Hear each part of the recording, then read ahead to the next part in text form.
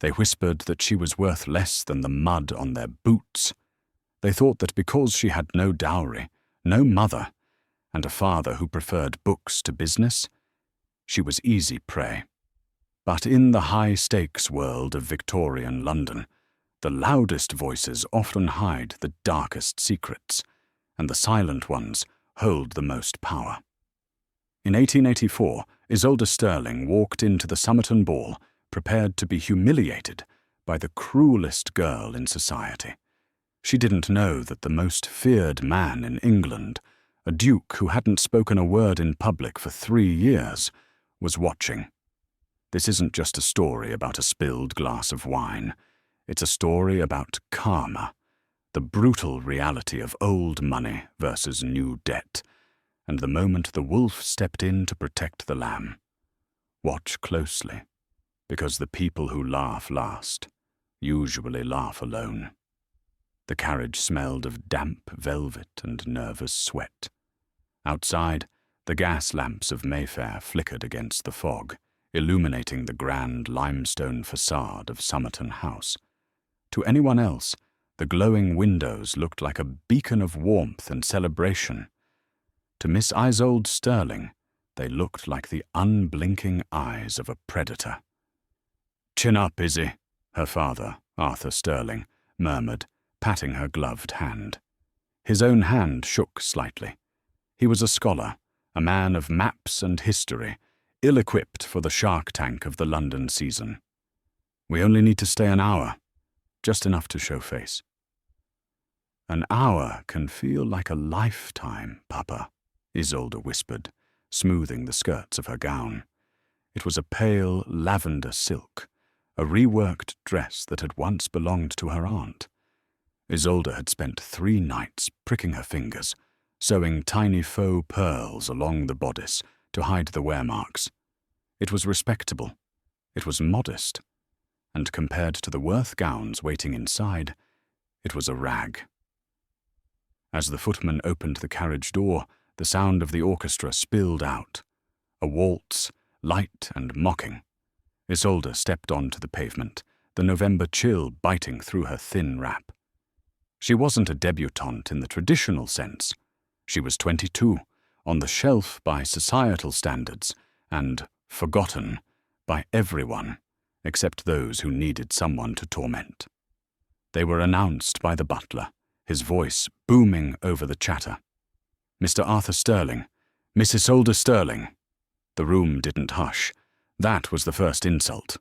When you matter, the room goes quiet. When you are Isolde Stirling, the room simply continues its dull roar, a sea of indifference. Isolde kept her eyes on the parquet floor, navigating the perimeter of the ballroom. She was looking for a potted palm, a heavy curtain, anywhere to vanish. "Well, if it isn't the church mouse." The voice was melodic, sweet, and laced with arsenic. Isolde froze. She knew that voice. Everyone knew that voice. Lady Beatrice Cartwright held court near the lemonade table, surrounded by her sycophants, 3 girls in matching pastels, and 2 younger sons of earls who laughed at everything she said. Beatrice was breathtaking, a vision in crimson satin that likely cost more than Isolde's father earned in a decade. But her beauty was the kind that felt sharp, like a diamond cut to draw blood. "Good evening, Lady Beatrice," Isolde said, curtsying low, hoping to retreat quickly. "I didn't know charity cases were on the guest list tonight," Beatrice said, loud enough for the nearby circle to hear. She fanned herself, though the room was draughty. "Tell me, Isolde, is that the same dress you wore to the garden party in '82? I recognize the distinct lack of style." The group tittered. Isolde felt the heat rise up her neck. "It is a favourite of mine, Lady Beatrice." "A favourite, or a necessity?" Beatrice stepped closer, her eyes gleaming with malicious delight. "My father says your father is selling off his library just to pay the butcher. Is that true? Should we take up a collection for you tonight? Perhaps pass a hat around? My father's finances are private, Isolde said, her voice trembling but firm. Excuse me. She tried to step around Beatrice, but the crimson-clad girl was quicker, with a movement so fluid it looked like a dance step. Beatrice jutted her elbow out just as a waiter passed with a tray of claret punch. The collision was inevitable. The tray tipped, the crystal glasses shattered, and a dark, blood-red wave of punch splashed violently across the front of Isolde's pale lavender dress. The music seemed to screech to a halt.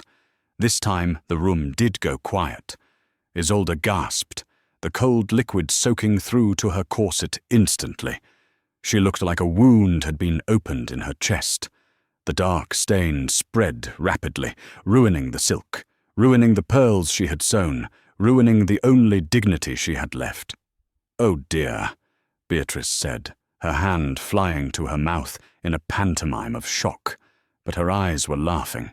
"You really are clumsy, Isolde. Look at you. You look like a butcher's apron. How fitting." The silence of the ballroom broke, not with sympathy, but with ripples of laughter.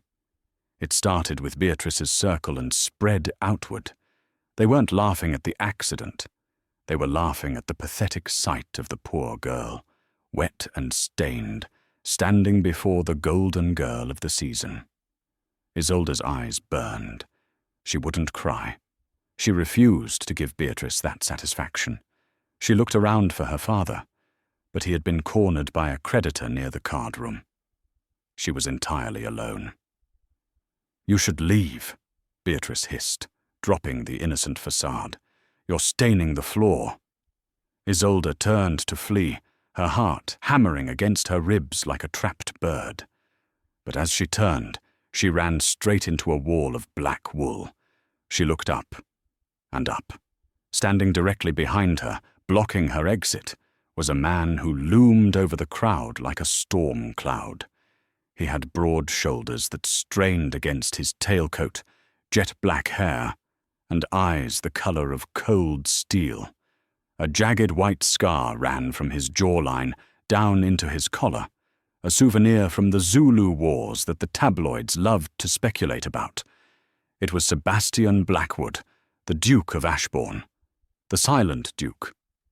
He hadn't been seen at a ball in 3 years. He was rumored to be a recluse, a man who hated society, a man who possessed a temper so volatile he refused to speak, lest he destroy someone.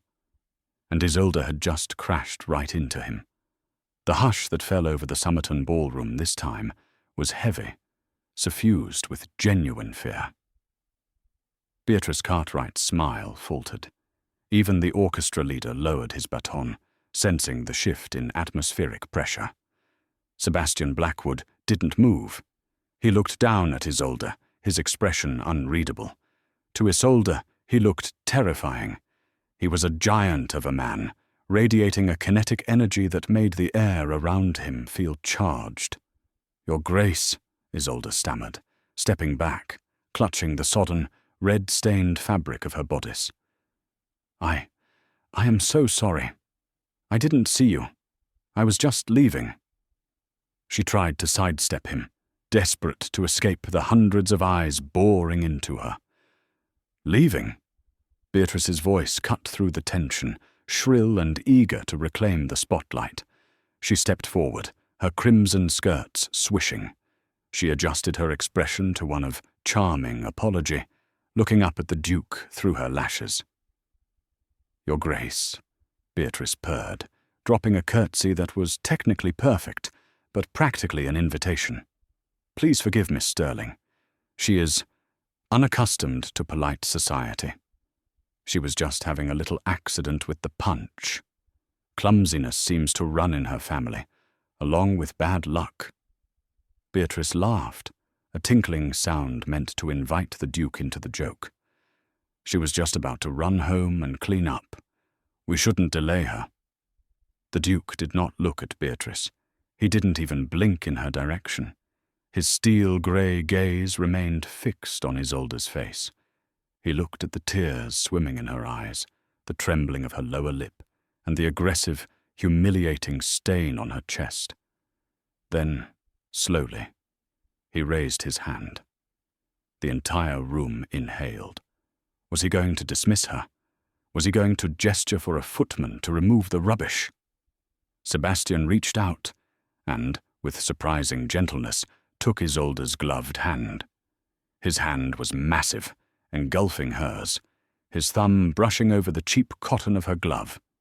He pulled her, not roughly, but with undeniable authority, away from the door and back toward the center of the room. "Your Grace," Isolde whispered, confused. "Please, I must go. I am ruined." Sebastian stopped. He turned his head slowly, finally acknowledging Beatrice.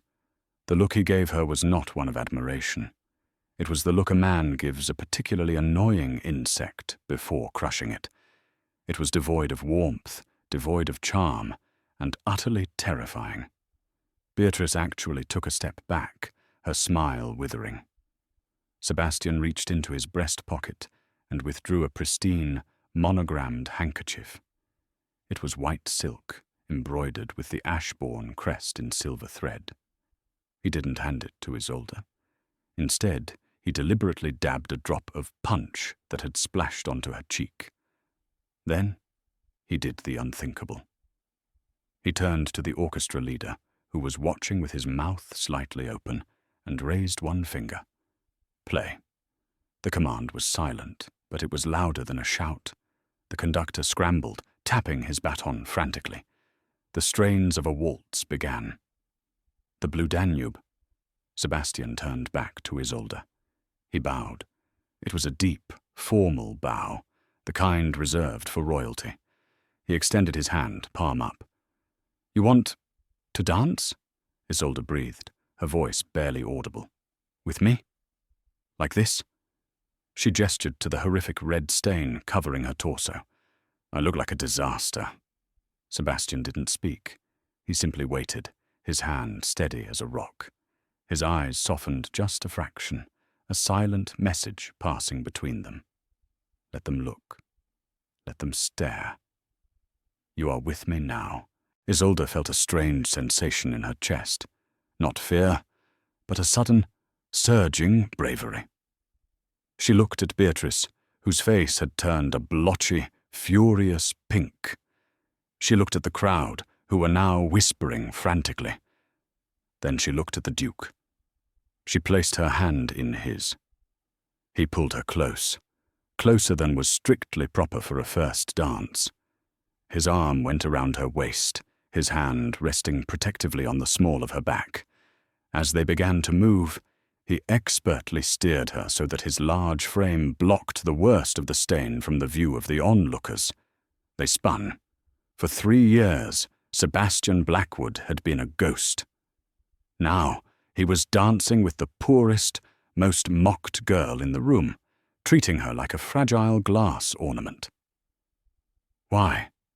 Isolde whispered, looking up at his scarred jaw as they swept past the sputtering Beatrice. "Why are you doing this?" Sebastian looked down. His lips parted. His voice, when it came, was a low rumble, rusty from disuse, like gravel grinding together. "Because," he said, his words meant only for her, "I detest bullies, and I recognize a survivor when I see one." The waltz continued, but the dynamic of the room had shattered. Isolde Sterling was no longer the forgotten debutante. She was the woman in the arms of the Duke of Ashbourne. But neither of them knew that Beatrice Cartwright was not just a mean girl. She was a desperate one, and as she watched them dance, humiliating her by ignoring her, she wasn't just planning a rumor. She was planning a destruction. Standing near the punch bowl, Beatrice grabbed the arm of a tall, thin man with a notebook, Mr. Silas Vane, the most vicious gossip columnist in London. "Write this down," she hissed, her nails digging into his sleeve. "The Duke has finally lost his mind. He's courting a beggar. And I happen to know that her father is about to be thrown into debtor's prison." Let's see how noble the Duke feels when he finds out he's dancing with a fraud. Beatrice smiled, but it didn't reach her eyes. Destroy her, Silas. I want her gone by morning. The morning sun did not bring hope to number 14 Cadogan Place. It brought the newspapers. Isolde sat at the small, scratched breakfast table, her hands wrapped around a cup of tea that had gone cold 20 minutes ago. Across from her, her father, Arthur, was pretending to read a book on Mesopotamian pottery, but he hadn't turned a page in an hour. On the table between them lay the London Morning Gazette. The headline, penned by Silas Vane, was not subtle. The Silent Duke and the Pauper's Waltz. Charity or madness? Isolde forced herself to read the lines again. Vane had been thorough. He hadn't just mocked her dress. He had published an estimate of her father's debts. It is a charming tableau, the article read, to see the Duke of Ashbourne, a man known for his icy demeanour, dragging the drowning Miss Sterling from the depths of her own clumsiness. But one wonders, was the Duke dancing with a debutante, or was he merely inspecting a potential charity case? Rumours abound that the Sterling household is so destitute that the very tea they drink is bought on credit. It's lies, Arthur said, his voice thin and reedy. He finally looked up, his eyes rimmed with red. It's exaggeration, Izzy. Vane is a vulture. Is it? Isolde asked gently. Papa, the butcher refused to look at me yesterday. The coal delivery didn't come. How much is it? The real number? Arthur flinched. He took off his spectacles and rubbed his eyes. It's complicated. I invested in the shipping line, the Star of India. You know this. When it went down off the coast of Panic. Papa, the number, Isolde pressed, her stomach churning. £6,000, he whispered. Isolde felt the blood drain from her face. £6,000 was not a debt. It was a death sentence. It was more than their house, their furniture, and their lives were worth combined. And, Arthur added, his voice trembling, I borrowed against the house. The note is held by Mr. Thaddeus Gryn. Isolde closed her eyes. Thaddeus Gryn was not a banker. He was a predator who operated out of a smoky back room in the East End, lending money to desperate gentlemen at criminal interest rates. He was known for stripping houses bare while the owners watched. As if summoned by the devil himself, a heavy, rhythmic pounding echoed from the front door. Isolde and her father froze. The pounding didn't stop. It wasn't a visitor's knock. It was the demand of someone who owned the wood they were banging on. Do not answer it, Arthur hissed, standing up in a panic. They will break it down, Papa, Isolde said, standing up. She felt a strange, cold calm settle over her. The worst had happened. The fear was gone, replaced by the numbness of inevitable ruin. Isolde walked to the hallway. The maid had quit 3 weeks ago. There was no one else. She opened the door. Thaddeus Gryn stood on the step. He was a short, thick man in a checkered suit that was too loud for the morning. He smelled of stale tobacco and hair oil. Behind him stood 2 burly men in rough workman's clothes. Miss Sterling, Gryn said, tipping his hat with mock politeness. I read the paper this morning. Lovely picture of you. A bit stained, though. What do you want, Mr. Gryn? I want my money, Gryn said, his smile vanishing. He pushed past her into the hallway, his boots leaving mud on the runner. See, the article says the Duke is interested in you. If you're courting a Duke, you might have resources. But it also says your father is broke. Now, I get nervous when I see pauper in the headline. Nervous lenders call in their loans. The term is 6 months, Isolde argued, backing up as Gryn's men entered. We have 2 months left.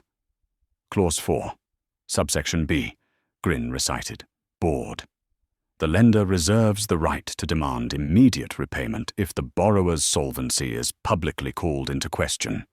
Thank Mr. Silas Vane for that." He snapped his fingers at his men. "Start with the paintings, then the silver." "No!" Arthur rushed into the hall, clutching his book to his chest. "You cannot. This is my home." "It's my home, Mr. Sterling," Grin sneered. "You're just squatting in it." One of the men grabbed a vase from the side table, a delicate Ming porcelain that had belonged to Isolde's mother. He turned it over in his hands roughly. "Careful!" Isolde cried, reaching for it. The man shoved her back. It wasn't a hard shove, but Isolde was slight, and she stumbled, hitting her shoulder against the wall. "Don't touch the merchandise, love," the man grunted. "That is enough." The voice came from the open front door. It was not loud, but it carried a weight that made the floorboards vibrate. It was a voice like grinding stones. Thaddeus Grin spun around. Sebastian Blackwood filled the doorway. He was dressed for riding, in high black boots and a long coat. A riding crop tapped idly against his thigh. He looked enormous in the small entry hall, a wolf entering a kennel of stray dogs. He didn't look at the men. He looked at Isolde, his eyes narrowing as he saw her rubbing her shoulder. Then he looked at Grin. "Get out," Sebastian said. Grin, to his credit, didn't cower immediately. He was a man used to intimidation. "Now look here. Who are you two?" He stopped as Sebastian stepped fully into the light. The scar on his jaw gleamed white. Grin swallowed. Everyone knew the scar. Everyone knew the Duke. "Your Grace," Grin stammered, his tone changing instantly to oily deference. "I was just conducting business. A lawful foreclosure." "There is nothing lawful about shoving a woman," Sebastian said. He walked further into the room. Grin's men backed away, sensing violence radiating from the Duke. Sebastian reached into his coat and pulled out a checkbook. "How much?" "Your Grace?" "The debt," Sebastian grated out, his patience visibly thinning. "How much to clear this house and never see your face again?" £6,400, with interest," Grin said, his eyes widening greedily. Sebastian walked to the small hall table, ignoring the men. He uncapped a fountain pen and wrote. The scratching of the nib was the only sound in the house. He ripped the check out and held it between two fingers. 7,000, Sebastian said. "The extra 600 is for the inconvenience you caused Miss Sterling, and for the cleaning of the mud you tracked in." He dropped the check. It fluttered to the floor at Grin's feet. "Pick it up," Sebastian commanded, "and leave. If I see you near this family again, I will buy the building you operate out of and have it condemned within the hour." Grin scrambled to pick up the check. He signaled his men, and they fled out the door like rats escaping a sinking ship. Silence returned to the hallway. Arthur slumped against the wall, weeping silently into his hands. Isolde stared at the Duke. She was trembling, humiliation warring with relief. "You shouldn't have done that," she whispered. "We cannot pay you back. We have nothing." Sebastian turned to her. The anger left his face, replaced by that strange, intense stoicism. "I am not a bank, Miss Sterling," he said. "I do not require repayment in coin." Isolde hugged her arms around herself. "Then what do you require?" Sebastian stepped closer. "I require an ally, and I believe you need protection from the sharks that Beatrice Cartwright has released into the water." 2 hours later, the dynamic of the Sterling household had shifted from tragedy to a surreal strategy session. They sat in the library, the only room that felt safe. Sebastian sat in a leather wing-back chair that seemed too small for him. He had refused tea. He was looking at Isolde with a directness that made her skin prickle. "Beatrice Cartwright," Sebastian began, his voice low and steady, "is not merely a gossip, She is a tactician. She humiliated you last night to test me.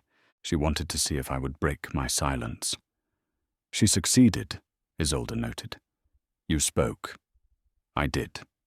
And now she will escalate. She has invited you to the Cartwright annual autumn luncheon tomorrow. Isolde laughed bitterly.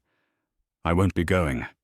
I have no desire to be the entertainment while they eat their cucumber sandwiches.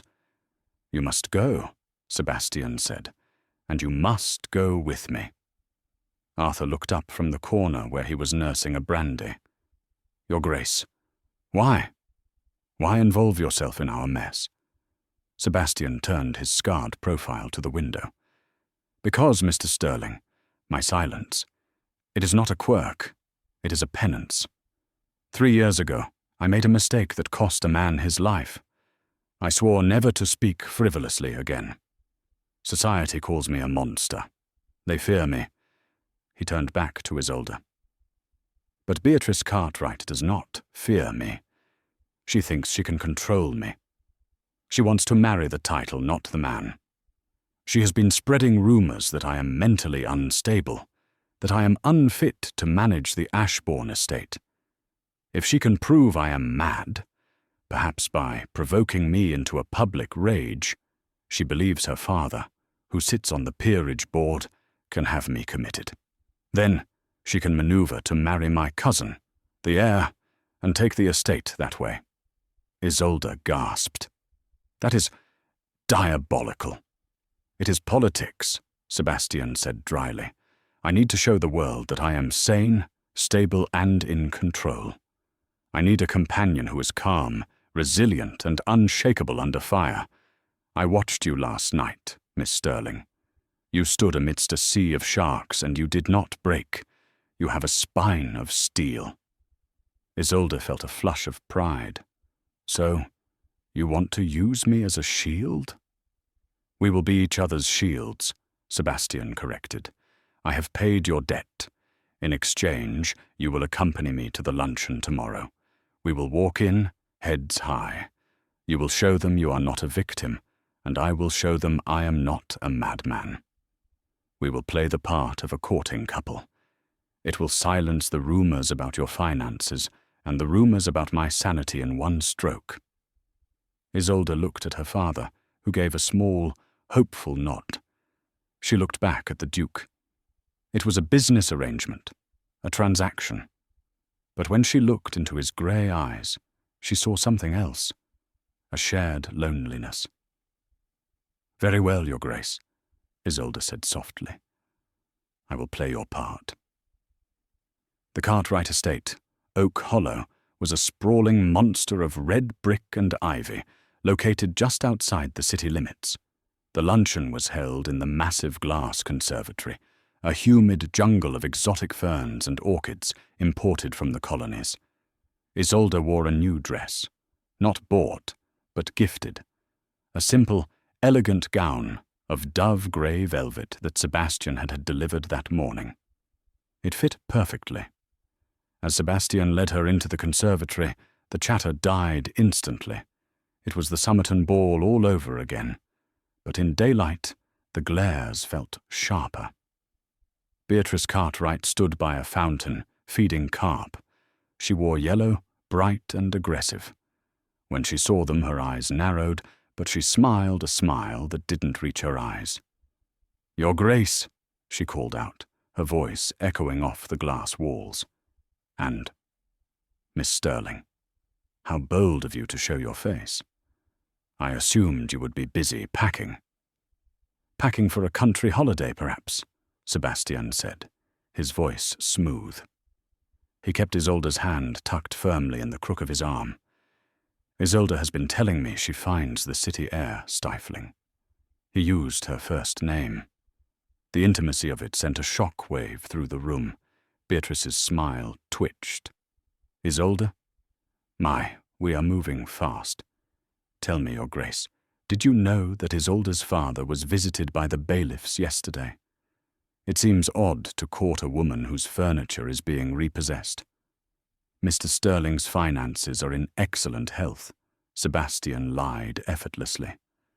I was there myself to discuss an investment in his library. He has a rare collection. Beatrice's eyes flashed. She realized her information was outdated. The debt was gone. Her leverage was gone. Or so Isolde thought. "Well," Beatrice said, walking closer, her heels clicking on the stone floor. "Money can be fixed, but character, that is harder to scrub clean." She reached into her reticule and pulled out a small, leather-bound book. It wasn't a financial ledger. It was old, water-damaged, and smelled of mildew. Sebastian went rigid beside Isolde. His muscles locked up so tight his arm felt like iron. "I found something interesting," Beatrice said, holding the book up. "My uncle served in the Zulu Wars. He kept a diary. He was there the day the Duke of Ashbourne earned his scar. And his silence." The room was deadly silent. The only sound was the dripping of the fountain. "Sebastian," Isolde whispered, sensing the dangerous shift in him. His breathing had stopped. His eyes were fixed on the book with a look of pure, unadulterated horror. "Read it to us, shall I?" Beatrice taunted, opening the book. "It says here that the great Duke didn't get his scar fighting the enemy. He got it because he disobeyed an order. He led his men into a canyon against protocol. And they died. All of them. Except him." She looked up, her eyes gleaming with triumph. "You aren't silent because of penance, Sebastian. You're silent because the last time you gave an order, you massacred your own regiment. You're a butcher." "Stop it," Isolde cried out, stepping in front of Sebastian. But it was too late. The silent Duke was trembling. A low, guttural sound was building in his chest, not a word, but a roar of pain. He raised his hands to his head, clutching his temples. "He's mad," Beatrice shouted, pointing at him. "Look, he's losing control. Someone restrain him." Sebastian stumbled back, knocking over a heavy pedestal with a fern. The crash shattered the tension. He looked wild, his eyes unfocused, the trauma of the past dragged into the present by Beatrice's cruelty. Isolde had a choice. She could step away and let society see the mad Duke they expected. Or she could do the one thing Beatrice didn't expect. Isolde didn't step away. She turned and grabbed Sebastian's face with both hands, forcing him to look at her. "Sebastian!" she commanded, her voice cutting through the fog of his panic. "Look at me! Not at her! Look at me!" His grey eyes, wide and terrified, locked onto hers. He was hyperventilating, on the verge of a violent outburst that would doom him to an asylum. "You are not there," Isolde said fiercely, ignoring the gasps of the crowd. "You are here. You saved me yesterday. Let me save you now." She did the only thing she could think of to ground him. She pulled his head down and kissed him. It wasn't a romantic kiss. It was a desperate seal, a physical barrier between him and the world. For a second, he remained rigid. Then, the trembling stopped. His arms came around her, clutching her like a lifeline. When they broke apart, the conservatory was dead silent. Beatrice stood with her mouth open, the diary forgotten in her hand. Sebastian was breathing hard, but his eyes were clear. The madness had receded. He looked at Isolde with an expression of profound wonder. Then he turned to Beatrice, and he spoke. "That diary," he said, his voice cold and deadly calm, omits the final entry. "The order I disobeyed was an order to retreat and leave the wounded behind. I stayed to defend them. My men died, yes, but they died knowing their commander did not abandon them. Unlike you, Lady Beatrice, who would abandon decency for a moment of attention." He took Isolde's hand. "Come, my dear. The air in here is poisonous." They walked out, leaving Beatrice standing alone by the fountain, clutching a book that had failed to destroy him.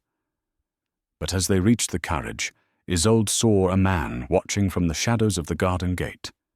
It was Thaddeus Grin, and he wasn't alone. He was speaking to a tall, veiled woman whose face was hidden, but whose posture suggested she was no stranger to schemes. The debt was paid, but the war had just begun. The carriage ride back from the Cartwright estate was quiet, but it was a silence of a different breed. It was not the heavy, suffocating silence of the Somerton ballroom, nor the terrified silence of the conservatory.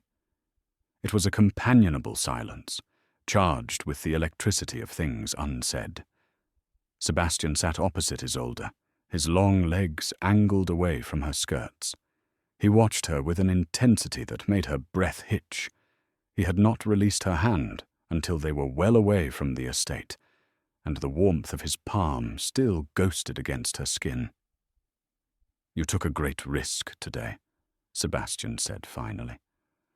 The gravel in his voice had smoothed out slightly, though it still carried the weight of disuse. "Beatrice will not forgive you. She targets me because I am a fortress she cannot breach. She will target you because she believes you are a ruin she can topple."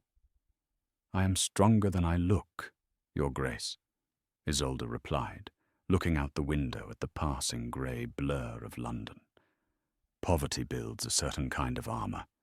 Insults do not hurt as much as hunger." Sebastian leaned forward. "You should not have to know either." The carriage slowed, turning through the massive iron gates of Ashbourne House. It was a fortress of black stone in the heart of London, imposing and grim. It matched its master. But as Isolde looked at it, she didn't feel fear. She felt a strange sense of homecoming. "Come inside," Sebastian said, as the footman opened the door. "We need to strategize. Grin was there. That means the sharks are circling closer." Inside Ashbourne House was a museum of shadows. The furniture was draped in white sheets, ghosts of a social life Sebastian had abandoned years ago. He led her past the grand staircase to his private study, the only room that felt alive. It was filled with books, maps, and the scent of sandalwood and tobacco. "I have something for you," Sebastian said. He walked to a heavy oak desk and unlocked a drawer. He pulled out a small velvet pouch. He poured the contents into Isolde's hand. It was a ring, a heavy gold signet ring bearing the Ashbourne crest, but smaller, clearly meant for a woman. "This belonged to my mother," he said quietly. "If we are to maintain this charade of a courtship, you must wear it. It will signal to Grin and Beatrice that you are under my full protection. An attack on you becomes an attack on the house of Ashbourne." Isolde stared at the ring. It was heavy, cool to the touch. "A charade," she repeated, her voice barely a whisper. "Is that all it is, Sebastian?"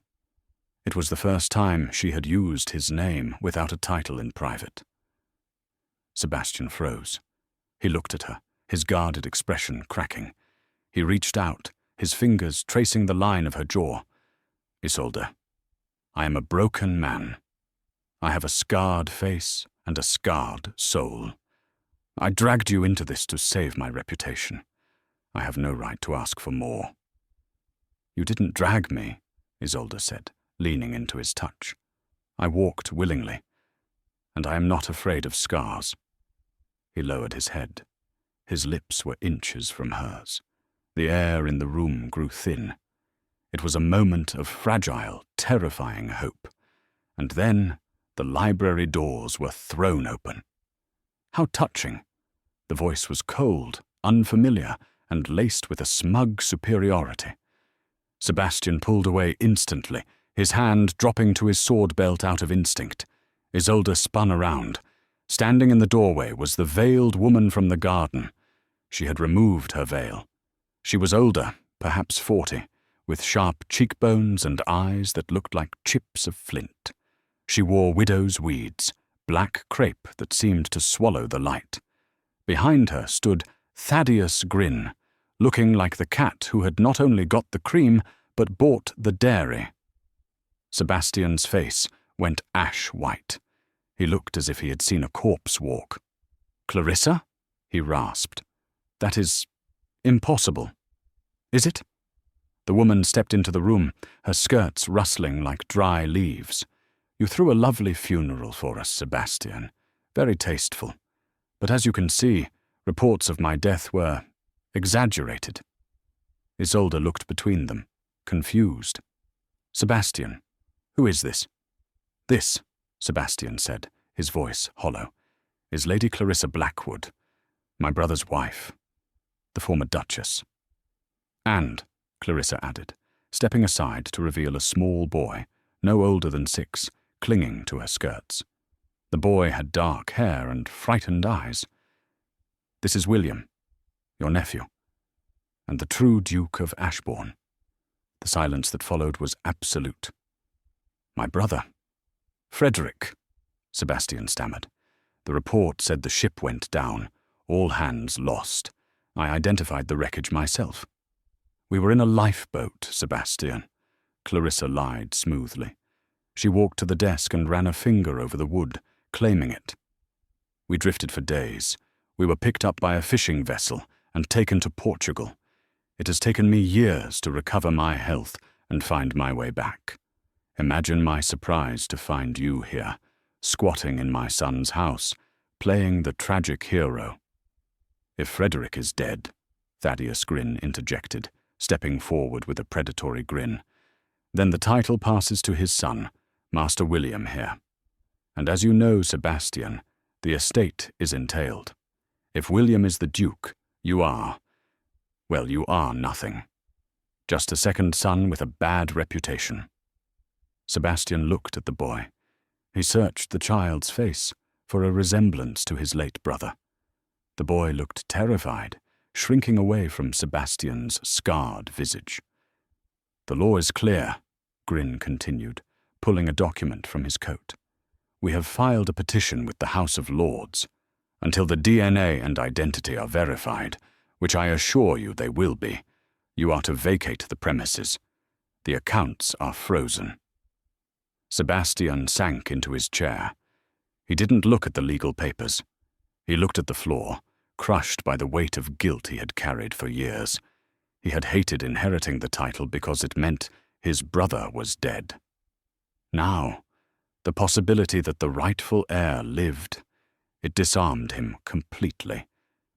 "If he is Frederick's son," Sebastian whispered, "then the house is his." "Sebastian, no!" Isolde cried, grabbing his arm. "Look at them. Look at Gryn. Does this feel right to you? A miraculous survival? A convenient return just as you are stabilizing your position?" "The boy has the Ashbourne eyes," Sebastian murmured, defeated. "He has dark eyes," Isolde argued. "Half of London has dark eyes. You cannot just hand over your life to a woman who arrives with a loan shark." "Get her out!" Clarissa snapped, pointing at Isolde.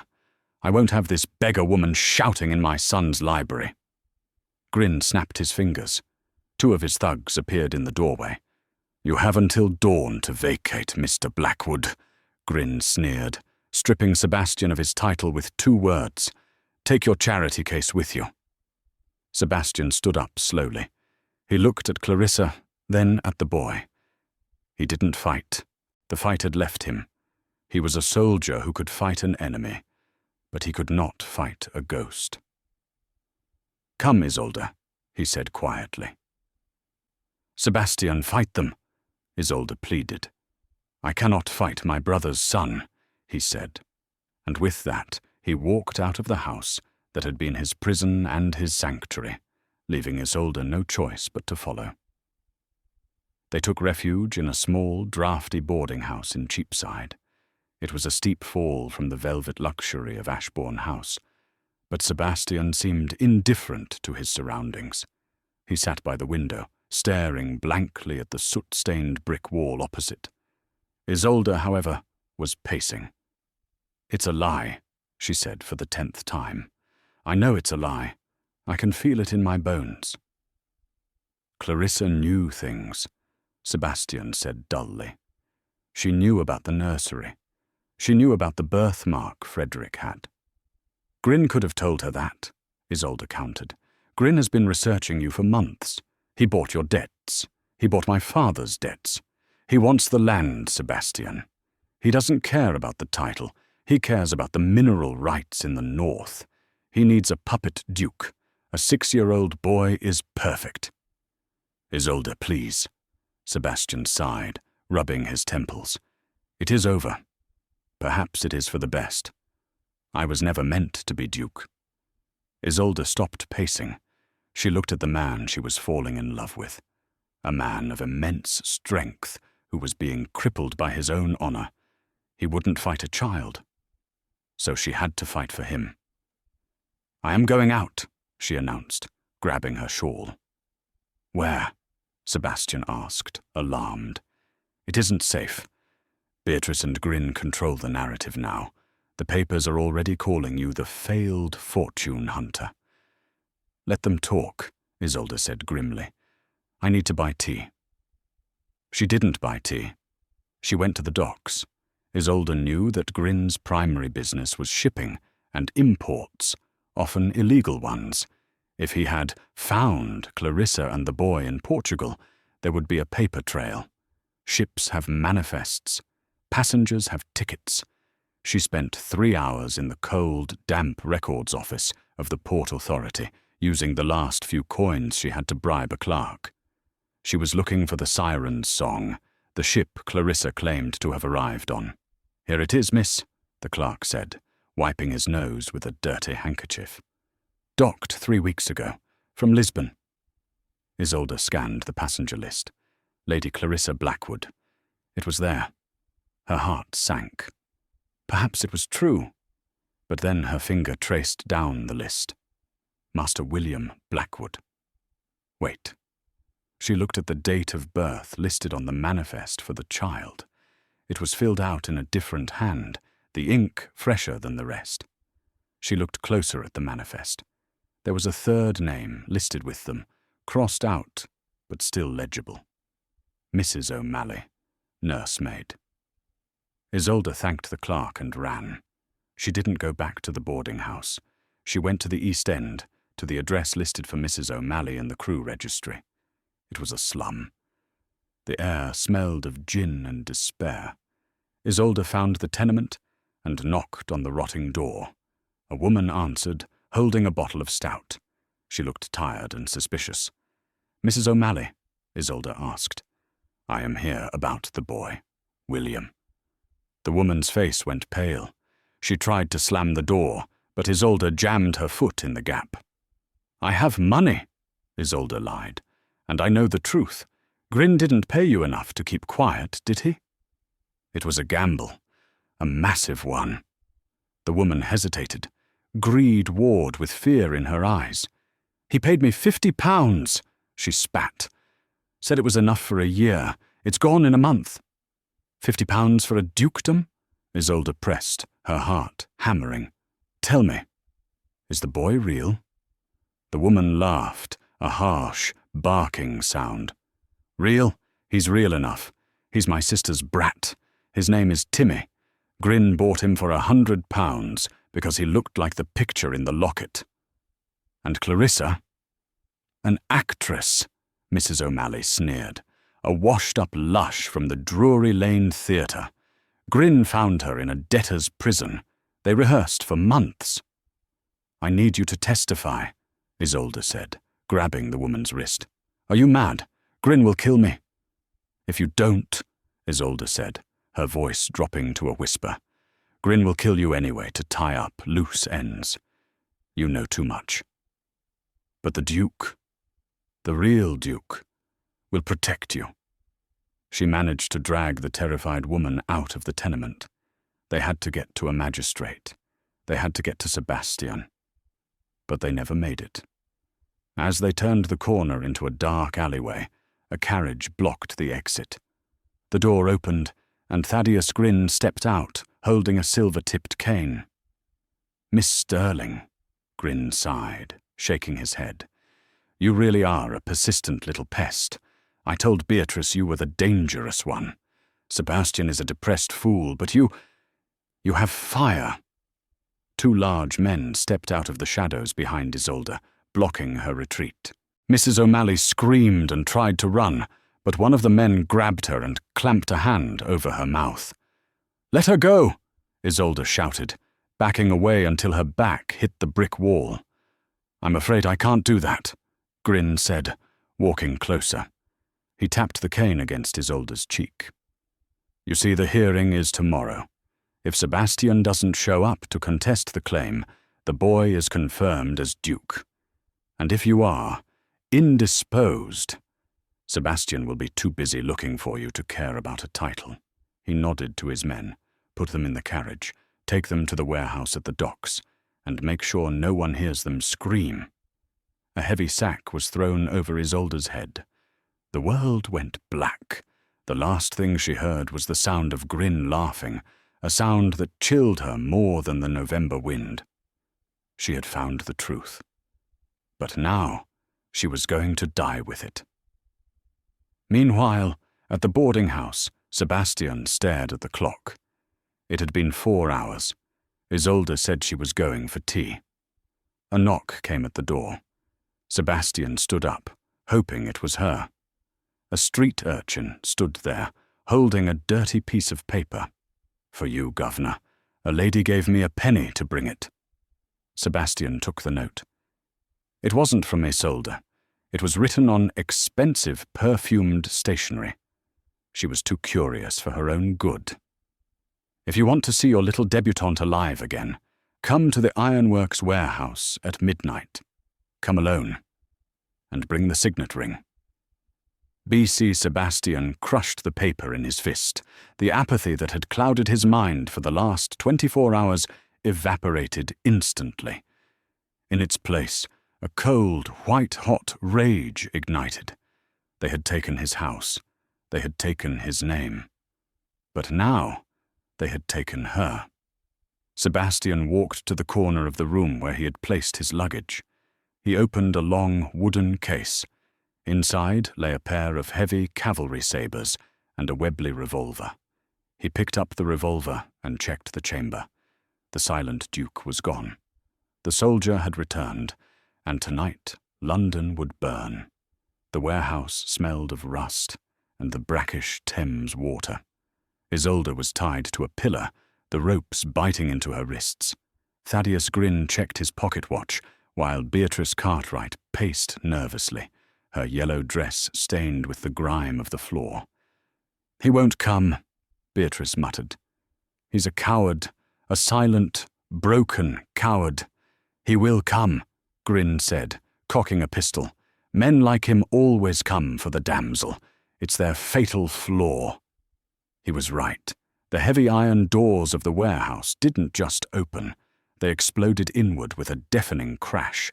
A silhouette stood in the smoke, backlit by the gas lamps of the street. "Grin!" The shout wasn't a rusty whisper. It was a command that shook the rafters. Sebastian Blackwood stepped into the light. He held the Webley revolver steady in his right hand, his face a mask of cold fury. "Shoot him!" Beatrice screamed, pointing a trembling finger. Grin's 2 thugs rushed forward with clubs, but Sebastian moved with the terrifying efficiency of a veteran soldier. He didn't even fire. He pistol-whipped the first man with a sickening crack and kicked the second into a pile of crates. They didn't get up. Grin panicked, grabbing Isolde by the hair and pressing his gun to her temple. "Stay back, Your Grace, or the girl dies." Sebastian froze. The air in the warehouse grew heavy. "You lose, Sebastian," Grin sneered. "Sign the deed over. Admit the boy is the Duke." "The boy is Timmy," Mrs. O'Malley's voice rang out. She had been cowering in the corner, but seeing the Duke gave her courage. "And she pointed at the Duchess, is Sarah Jenkins from the Drury Lane Theatre. It's all a lie." Beatrice's face went white. "You said they were real," she shrieked at Grin. "Shut up," Grin roared, his finger tightening on the trigger. "Isolde," Sebastian said softly, locking eyes with her. "Duck." Isolde didn't hesitate. She dropped her dead weight, slumping toward the floor. Bang! Sebastian's shot was true. It struck Grin's shoulder, spinning him around and sending his gun clattering across the floor. Sebastian was on him in a heartbeat, pinning him to the ground. Police whistles shrilled outside. Isolde had dropped her stamped handkerchief near a constable station before the kidnapping, a trail of breadcrumbs finally found. As the police dragged a weeping Beatrice and a cursing Grin away, Sebastian ignored them all. He knelt before Isolde, using a knife to slash her ropes. He pulled her into his arms, burying his face in her neck. The silent Duke was shaking, not with fear, but with the overwhelming relief of love. "You spoke," Isolde whispered, stroking his scarred cheek. "I will never be silent again," Sebastian vowed, kissing her amidst the wreckage. "Not when it comes to defending you." 6 months later, the Somerton ball was held again. The room went silent as the doors opened, but this time it was out of awe. Isolde walked in, wearing a gown of deep midnight blue silk, diamonds glittering at her throat. On her arm was Sebastian, the Duke of Ashbourne, looking fierce and proud. They didn't hide in the corners. They walked to the center of the floor. As the waltz began, Sebastian swept his Duchess into a spin. They were no longer the mocked girl and the scarred recluse. They were the kings and queens of their own world, proof that the loudest power is not in rumors, but in the truth. And that is the story of how a spilled glass of wine toppled a conspiracy and healed a broken soul. Isolde and Sebastian proved that true nobility isn't about titles or perfect reputations.